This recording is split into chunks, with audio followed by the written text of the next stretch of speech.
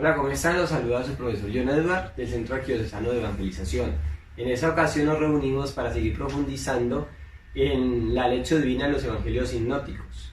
Y precisamente vamos a hablar del Evangelio de Mateo, en el cual vamos a descubrir unos puntos que nos van a ayudar como hoja de ruta para seguir haciendo esa hermenéutica que la palabra de Dios a través de la lección divina nos regala.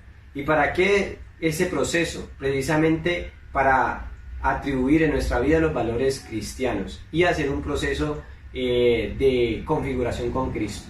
El Evangelio de Marcos, como veíamos anteriormente, nos regala también una mirada de Jesús y de sus discípulos y de toda esa figura del reino de Dios que Él vino a instaurar. Ahora el Evangelio de Mateo también nos va a hablar de esos mismos signos, de esos mismos milagros, de esas mismas palabras y obras de Jesús, pero con otras connotaciones.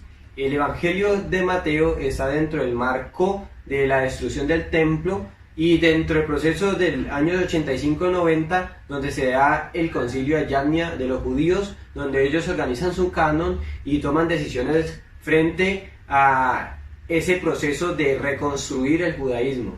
Pues precisamente con la destrucción del templo pues cae un proceso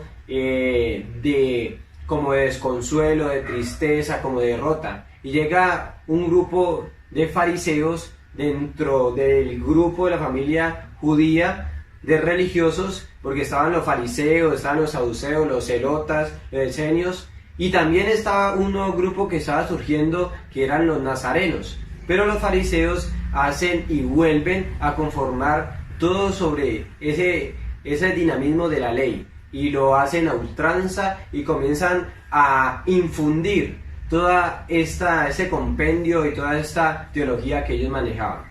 Entonces, una de las decisiones que toman es precisamente sacar a estos judíos nazarenos, judeocristianos que estaban dentro de su comunidad, y les prohíben entrar a las sinagogas, les prohíben relacionarse con ellos, porque le están dando tributos a Jesús propiamente del mismo Dios. Entonces estos judíos se escandalizaban propiamente por esta realidad. Ellos no les cabía en su mente cómo este Jesús, esta persona humana que se manifestaba como el Mesías,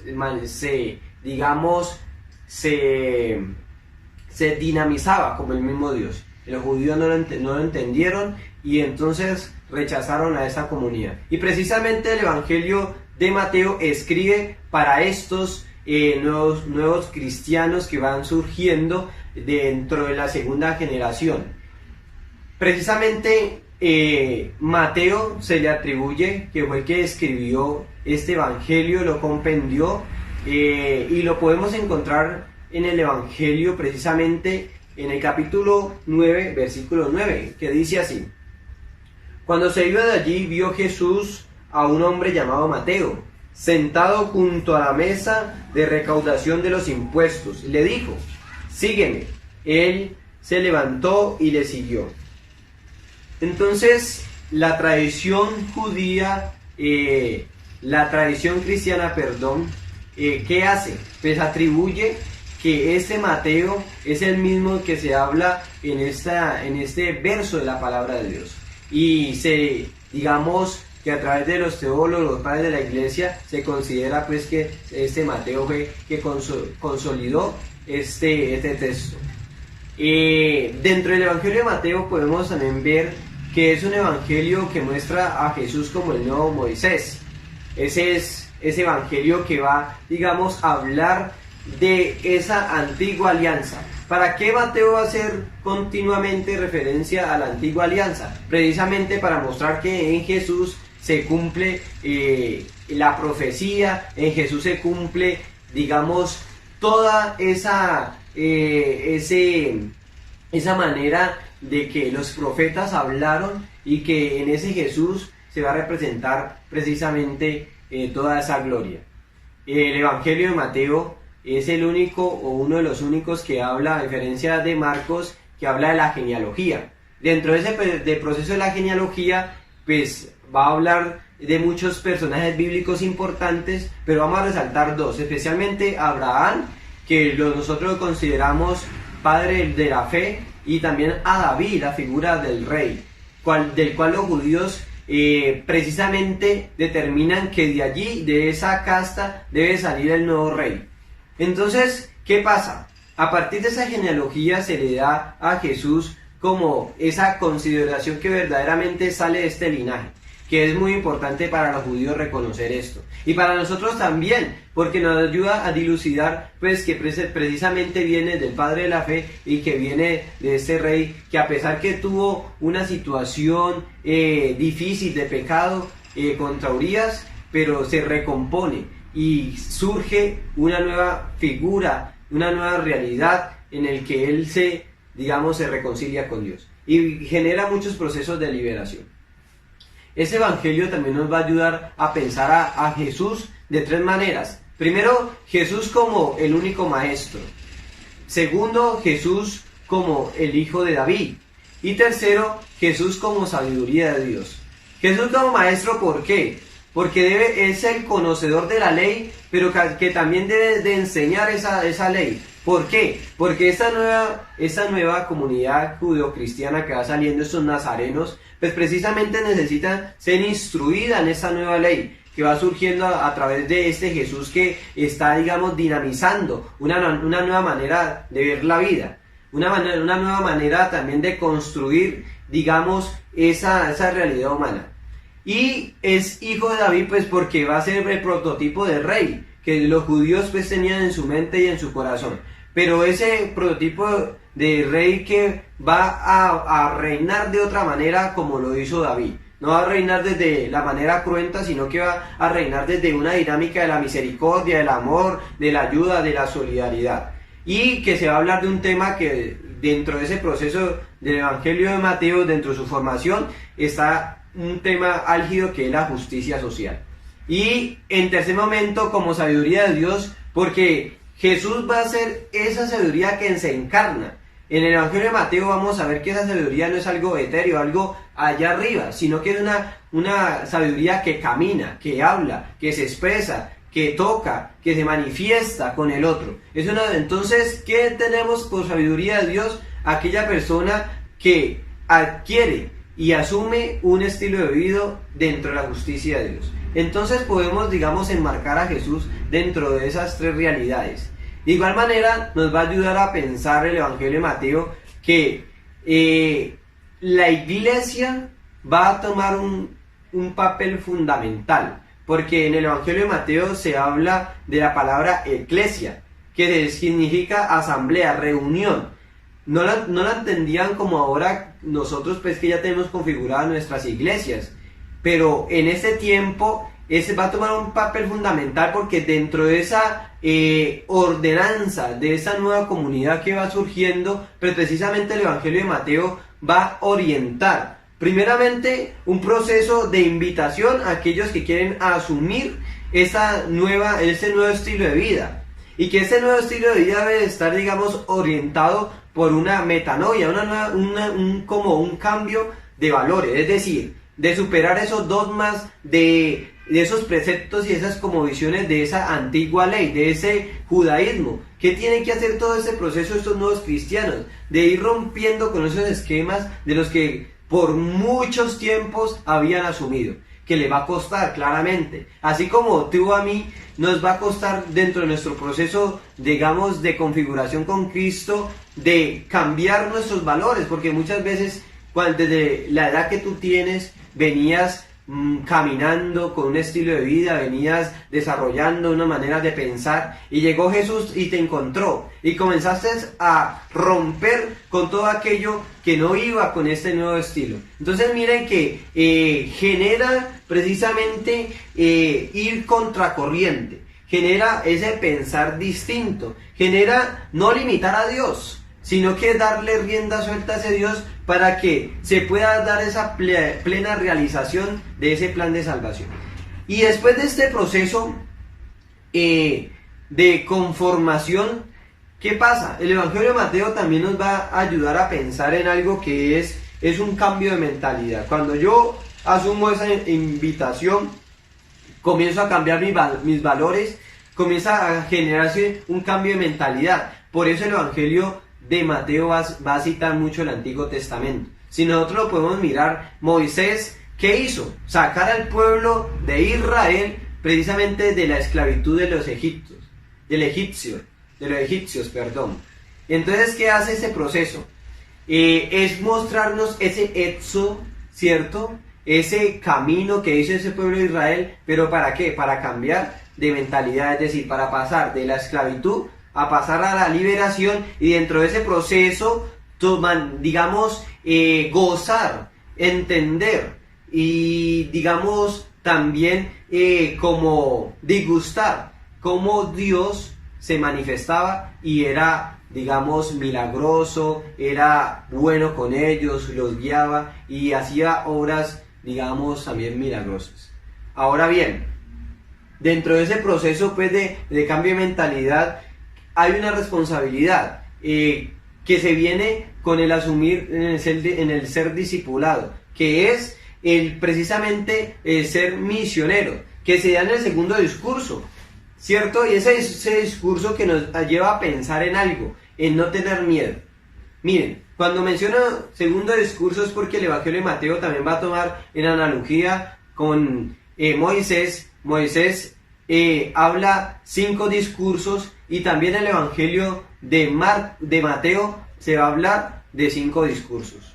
Entonces, ¿qué pasa? Dentro de este nuevo proceso, Jesús se va a manifestar como ese nuevo Moisés. Ese nuevo Moisés que deja la puerta abierta al creyente para que tome la decisión de ¿qué? De asumir precisamente este mensaje. Y ese mensaje que va orientado a cargar la cruz. Ese mensaje que va cargado de toda una realidad de confrontarse consigo mismo. Que va a generar un poco de rencilla con nuestra manera de pensar y la manera del mundo. Porque son, estilos de vida totalmente diferentes. El Evangelio de Mateo claramente nos va a llevar a ese Jesús que toma posesión de nuestra vida y nos va enseñando en cómo ser discípulos. Nos va, modelando en comprender que necesitamos precisamente de ese camino en el cual nosotros vamos configurando nuestra vida y en empezar a vivir en ese reino que debe hablar únicamente de ese Jesús que dirige nuestra vida, de ese Jesús que es un sembrador, que siembra esa semilla y que tiene que crecer, pero que tiene que crecer en un camino que precisamente le dé como paso a que esa semilla crezca, porque ustedes muy bien saben que está pues la parábola del sembrador, que dice que cayó en camino de piedra, que dice que cayó en camino al lado del camino, otro cayó en tierra fértil. Y entonces, dentro de ese proceso, cada una creció, sí, pero una se ahogó, la otra murió, y la única que pudo dar fruto de la que cayó en buen camino. ¿Cómo está nuestra vida? Nos invita a pensar este Evangelio. ¿Cómo está nuestro proceso de asumir este discipulado? ¿Y cómo se asume este discipulado? Pues después de aceptar esa invitación, después de aceptar esa metanoia, después de aceptar este cambio de mentalidad, pues se da precisamente a través de reflejar esto, a través del testimonio. En el Evangelio de Mateo se va a ver reflejado mucho esto, el testimonio, que tiene que haber coherencia entre lo que se dice y lo que se hace. Y esa coherencia también debe estar, alimentada en algo que surge dentro del proceso de la corrección fraterna. Esa corrección fraterna que genera reconciliación. Muchas veces nosotros en nuestras comunidades eclesiales, en nuestras comunidades sociales, no hay corrección fraterna. Y por eso la reconciliación no es muy común. Y precisamente por esto es que no hay procesos o no hay como esos caminos que abran esa necesidad de atender el otro y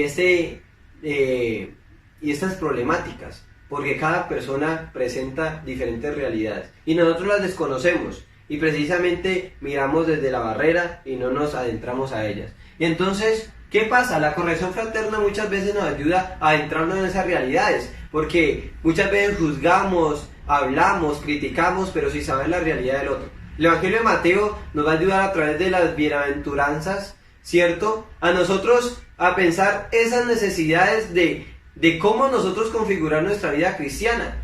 Desde allí, a través de la bienaventuranza, comienza la iglesia a constituirse, comienza a tener ser instruidas para cumplir lo que Jesús les está pidiendo.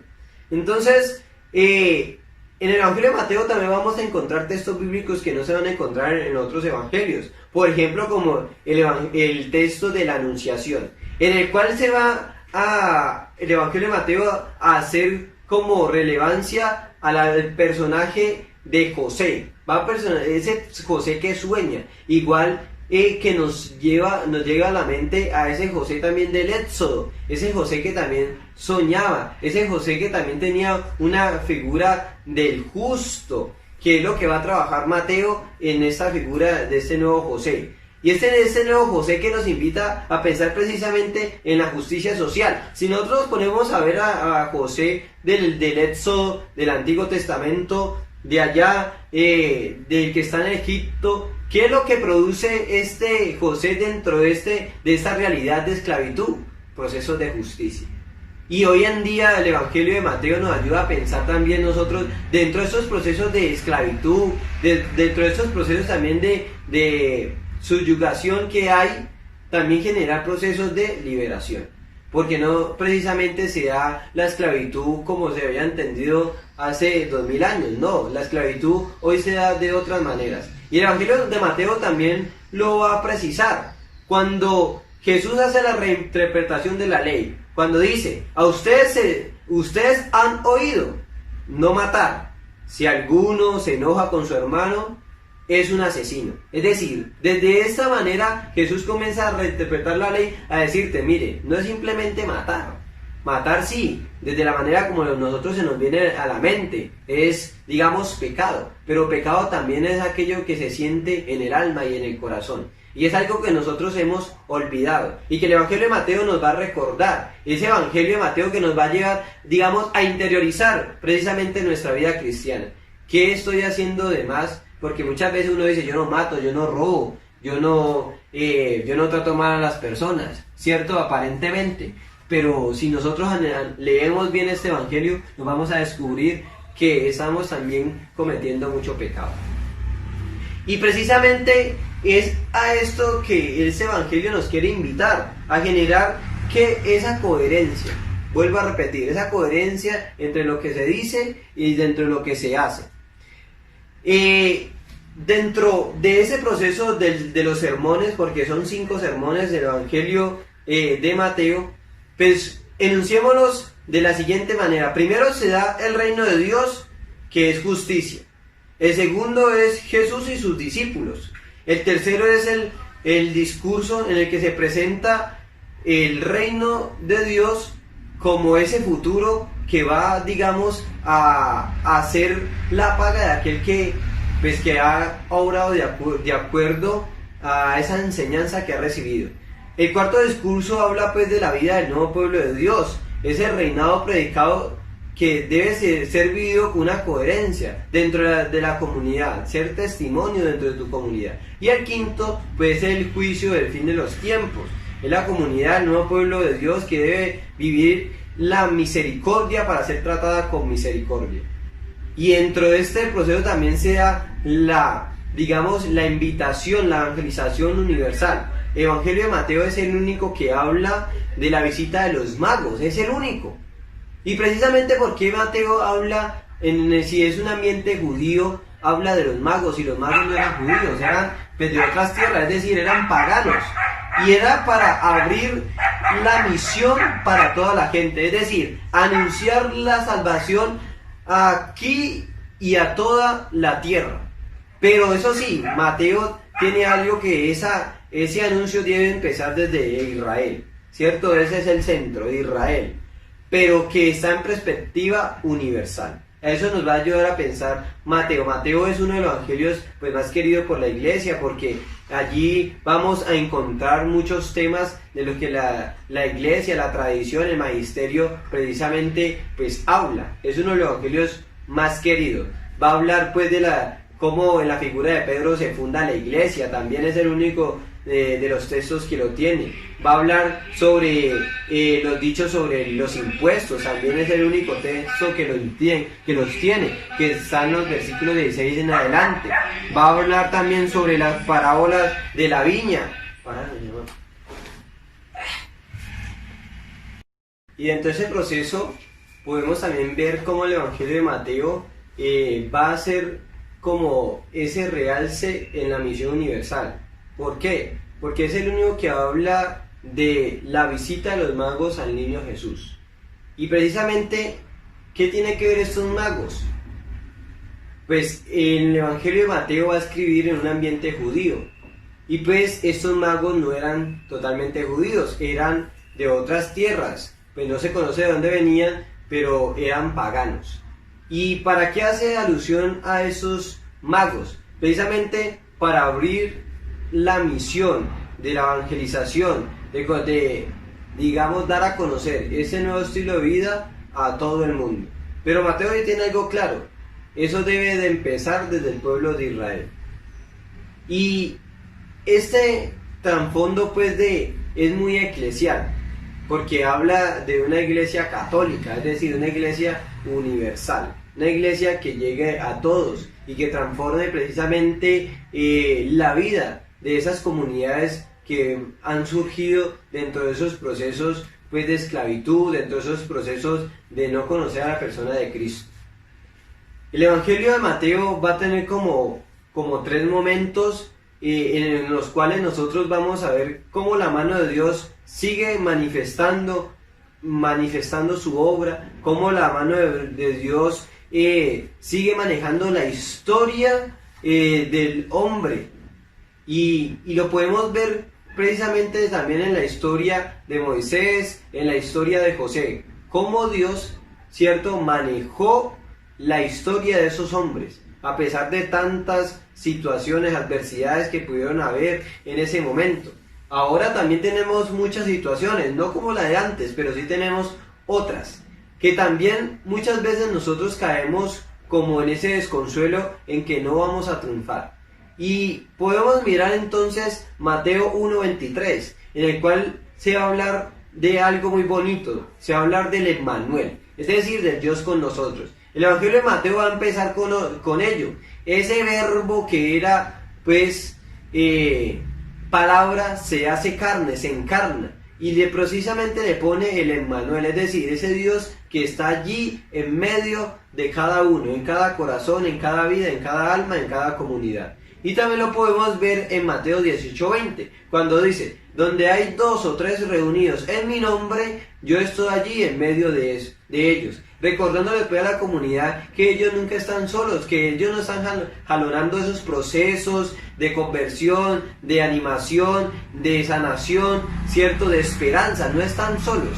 Le hace ver la presencia de Jesús en Mateo. Y el otro es en Mateo 28:20, pues ya terminando el Evangelio, Jesús a través de esa experiencia va a manifestar diciendo: y yo estaré con ustedes siempre hasta el final del mundo. Es decir, que la presencia de ese Emmanuel con nosotros se hace presente y se cumple siempre. Pero digamos que la comunidad de Mateo la fue entendiendo procesualmente. Y como también nos pasa a nosotros muchas veces no entendemos la mano de Dios en el momento, pero sí después hacemos como mirando hacia atrás qué pasó, qué situación sucedió y de qué manera, y podemos ver cómo manifiesta Dios su obra allí en tal situación.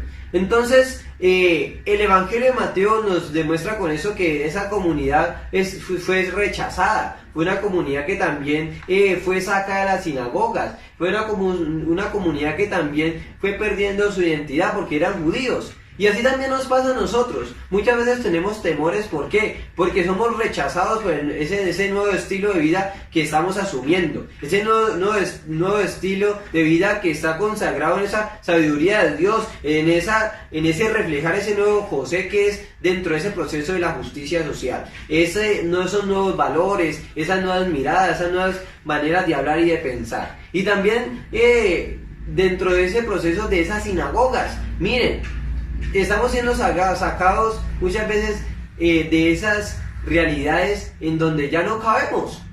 Los judio-cristianos ya no cabían en la sinagoga. ¿Por qué no cabían? Porque ya eran rechazados propiamente por sus propios hermanos. Muchas veces también vamos a nosotros a tener unas sinagogas, vamos a ser rechazados de nuestra propia familia, vamos a ser rechazados dentro de nuestro mismo círculo de amigos, vamos a estar rechazados incluso de diferentes realidades que como tú y yo ya sabemos cuáles son. Y en ese momento también tener una crisis de identidad, porque usted puede estar pensando, pero yo llevaba 20 años siendo así, yo llevaba 30 años siendo así, yo llevaba 50 años siendo así, y ahora no sé qué me pasa, estoy como cambiando mi manera de pensar, mi manera de actuar, y usted comienza a generar de angustia, comienza a generar como tal situación de que no se encuentra, de como que la gente comienza a ver, ¿usted qué le pasó? ¿Qué es lo que a dónde está yendo? ¿Cierto? Y es precisamente cómo ese espíritu va transformando ese alma, cómo ese espíritu va haciendo esa obra. Entonces el Evangelio de Mateo no es un libro de dogmas, no es para fijar una ortodoxia como lo estaban haciendo los fariseos dentro de ese proceso desde el año 85 al 90, no era para volver a reconstruir, digamos, esa figura judía. No, el cristianismo se basa precisamente dentro de esos procesos de misericordia, dentro de esos procesos de asumir la cruz, dentro de esos procesos de esas exigencias que nos hacen las bienaventuranzas, que nos hacen las parábolas, de estar vigilantes dentro de nuestro proceso de configuración con Cristo. Ahora bien, es un manual de vida en el cual tiene que volverse una práctica cristiana. Y yo quisiera dejarlos con esta pregunta en el Evangelio de Mateo. ¿Quién es una persona sabia? ¿Quién es una persona sabia? Yo te quiero invitar a pensar eso cuando comencemos a leer el Evangelio de Mateo y hagamos nuestra lección divina. ¿Quién es la persona sabia? Y ahí uno comienza a pensar verdaderamente, ¿será que yo soy sabio?